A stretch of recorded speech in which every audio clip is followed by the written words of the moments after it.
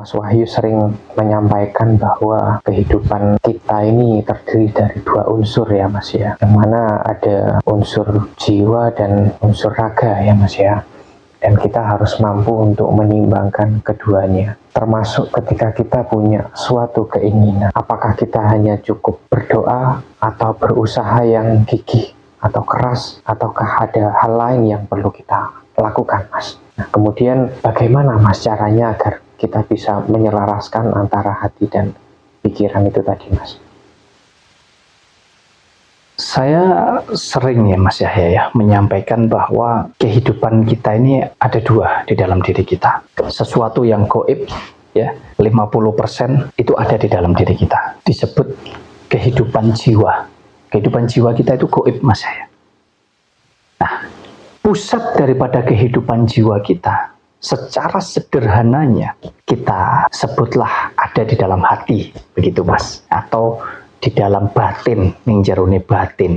Sedangkan 50% yang ada di dalam hidup kita, di dalam diri kita ini adalah sesuatu yang bersifat fakta, yang kita sebut sebagai kehidupan raga. Kehidupan raga ya kehidupan tubuh jasmani, kehidupan daripada raga kita. Yang secara sederhana juga, pusat daripada kehidupan raga ini atau tubuh fisik jasmani kita yang fakta ini, mesinnya itu ada di dalam otak kita atau ada di dalam pikiran kita. Disinilah tugas kita supaya kita mampu menyelaraskan jalan daripada pikiran kita dan juga hati kita. Kalau dua hal ini sudah bisa berjalan selaras Mas Yahya, ya niscaya kita akan mampu menjalani hidup kita dengan jauh lebih tenang dalam segala hal tentunya. Makanya kalau kita hidup, kita hanya menjalankan atau menghidupkan kehidupan jiwa kita saja, atau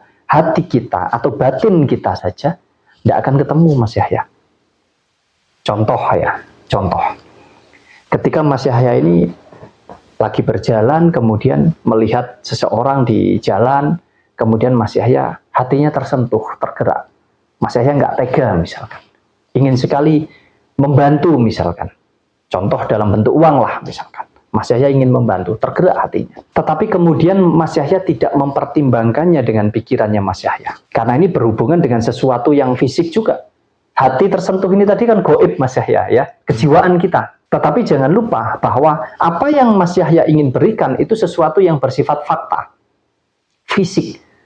Mau itu barang, mau itu makanan, mau itu uang. Betul enggak? Betul. Nah, disinilah tugas Mas Yahya untuk mempertimbangkannya. Itu kan hal baik toh. Bener enggak? Betul. Membantu seseorang itu kan hal baik. Tetapi hal baik itu ketika kita melakukannya tanpa pertimbangan, enggak semua hal baik itu bisa berakibat baik terhadap diri kita, Mas. Maka kita harus mempertimbangkannya. Menggunakan akal kita, menggunakan otak kita, Mas Yahya. Aku mau ngasih orang itu, aku punya enggak ya? Untuk aku sendiri ini cukup enggak ya? Aku ada kebutuhan lain yang lebih penting enggak ya? Atau mungkin aku punya berapa ini ya? Kira-kira aku kasih berapa? Nah, ini penting sekali Mas Yahya berkomunikasi. Supaya apa? Terjadi keselarasan. Jadi ketika Mas Yahya membantu orang itu, maka betul-betul antara ini dan ini sinkron. Jangan sampai habis memberi terus yang di sini tanya, waduh, bensinku udah habis ini, aku udah ada uang lagi. Tadi kok tak kasihkan orang itu. Nah ini kan tidak bagus, kurang tepat. Nah ini pentingnya kita menjalankan apa yang ada di dalam otak dan juga apa yang ada di dalam hati kita. Harus komunikasi. Sama halnya dengan kita mengikuti apa yang ada di pikiran kita. Misalkan pikiran kita ini, mohon maaf, menginginkan tentang sesuatu hal misalkan. Tanpa dipertimbangkan di sini, jatuhnya jadi apa? Memaksakan. Kita mengikuti kehendaknya pikiran saja. Ini juga tidak bagus. Hasilnya tidak akan seimbang. Karena ada dua sisi kehidupan yang memang di dalam diri kita ini dua-duanya harus kita penuhi gitu loh. Kebutuhan daripada kehidupan jiwa kita dan juga kebutuhan daripada kehidupan raga kita. Artinya apa? Kalau jiwa kan butuhnya bukan lagi tentang makanan, tentang uang kan begitu Mas Yahya. Nah, sedangkan raga membutuhkan makanan, butuh uang, benar enggak? Benar. Nah, ini dua hal yang harus kita selaraskan, Mas Yahya. Termasuk juga ketika kita ingin meraih sesuatu hal, menginginkan sesuatu hal. Jadi kita harus mampu mempertimbangkan itu. Oh, pikirannya kepingin, aku pengen punya mobil yang bagus. Hatinya ini harus mampu mengendalikan ini. Kira-kira kalau aku beli mobil bagus, seberapa penting sih? Apakah memang sudah butuh banget? Diukur juga kemampuan keuangan kita. Adakah kebutuhan-kebutuhan lain yang jauh lebih penting? Oh, kalau ternyata sudah mantap, sudah sesuai, disitulah keyakinan yang ada di dalam jiwa, yang ada di dalam batin kita ini akan mendorong kepercayaan yang ada di dalam otak. Sehingga ketika kita ingin meraih itu, ini berjalan seimbang Mas Yahya dua-duanya. Hatinya penuh dengan keyakinan, yang ada di pikirannya adalah, dah ini adalah yang tepat. Akhirnya terwujud itu Mas Yahya. Nah, sebaliknya, ketika mengalami sebuah kegagalan, kalau kita hanya menggunakan otak kita saja Mas Yahya, akan semakin terjatuh kita Mas Yahya, akan semakin stres, semakin kecewa, semakin sedih kita. Karena apa? Waduh, tidak tercapai, gimana ini, bingung dan lain sebagainya. Padahal kalau kita menggunakan pikiran dan juga menggunakan hati kita, maka hati ini akan mampu meredam Mas Yahya, itu pasti. Karena antara pikiran dan hati ini selalu begini Mas Yahya. Tugas kita hanya mempertimbangkan supaya dua-duanya ini bisa selaras, gantian, gitu loh Mas Yahya. Harus dijalankan dua-duanya dengan seimbang gitu loh. Artinya apa kalau kita menggunakan hati kita juga ketika kita mengalami kegagalan tadi? Hati ini akan meredam.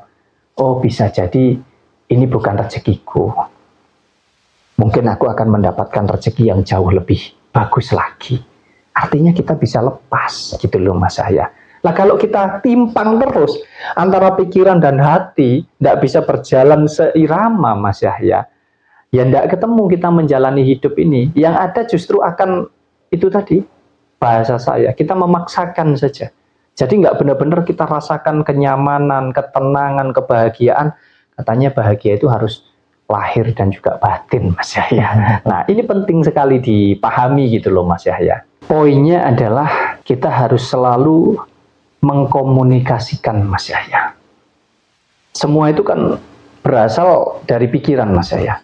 Kita ini tidak ada pikiran, ini tidak bisa hidup Mas Yahya. Ya, artinya segala sesuatunya bermula, ya muncul itu dari pola pikir, dari otak ini Mas Yahya, dari pikiran kita, melalui pendengaran, melalui penglihatan kita dan lain sebagainya ya.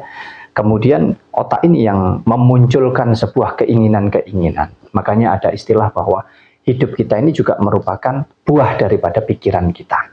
Akan tetapi pikiran kita tidak akan pernah bisa berjalan dengan benar, dengan baik, tanpa adanya hati ini Mas Yahya.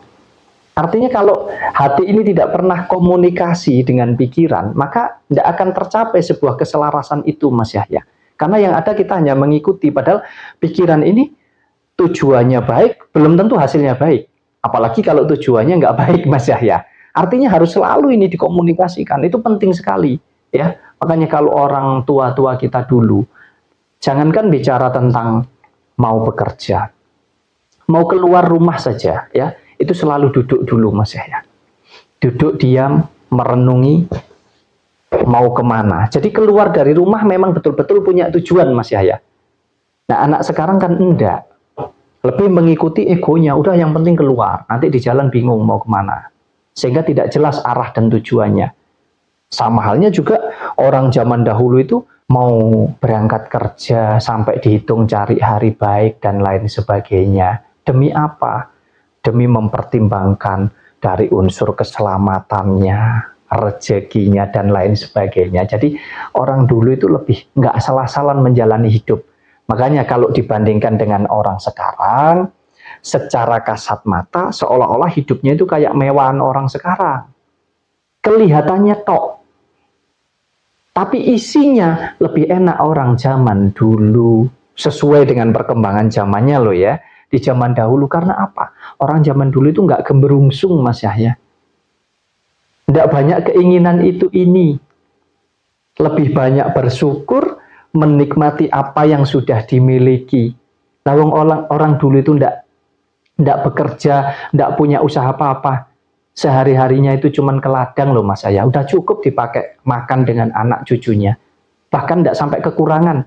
Saya masih ingat betul saya punya mbah itu dulu di apa Mas Yahya, di atap rumah ini Mas Yahya. Ya. Iya. Itu punya simpenan padi, punya simpenan jagung Mas Yahya. Orang sekarang itu beli beras saja kadang masih ngecer loh Mas. Pergi ke warung beli sekilo, 2 kilo. Lah tentu ini kan sudah terbalik sekali dibandingkan di zaman dulu. Padahal orang sekarang sudah teknologi canggih, jauh lebih pinter. Ya toh? Tapi kenyataannya, ketenangan kehidupannya jauh lebih tenang orang zaman dahulu. Orang zaman dahulu lebih, yaitu tadi, lebih nerimo Mas ya. Nah, nggak banyak memaksa, ya, nggak banyak tuntutan, lebih ke apa yang menjadi kebutuhan hidupnya. Makan pakai sambal, pakai garam, bahkan mungkin pakai sayur yang ngambilnya dari ladang juga. Tapi orang dulu bahagia gitu loh, nggak banyak penyakit juga, nggak seperti sekarang. Karena pikirannya tenang, batinnya tenang Mas ya. Itu orang dulu. Makanya penting sekali kita mampu menjalani hidup ini dengan menyelaraskan apa yang ada di pikiran dan apa yang ada di dalam hati kita, supaya berjalannya seimbang. Karena kalau seimbang, kita akan mendapatkan ketenangan. Orang yang tenang akan bisa menjalani hidupnya dalam segala hal itu jauh lebih baik. Itu pasti dibandingkan dengan orang-orang yang, mohon maaf, lebih banyak pikiran, kacau, kalut, karena tuntutan harus ini, harus itu. Yang ada justru melangkah ini kurang hati-hati, sehingga mudah sekali atau terbuka sekali potensi untuk kita terjatuh Mas Yahya.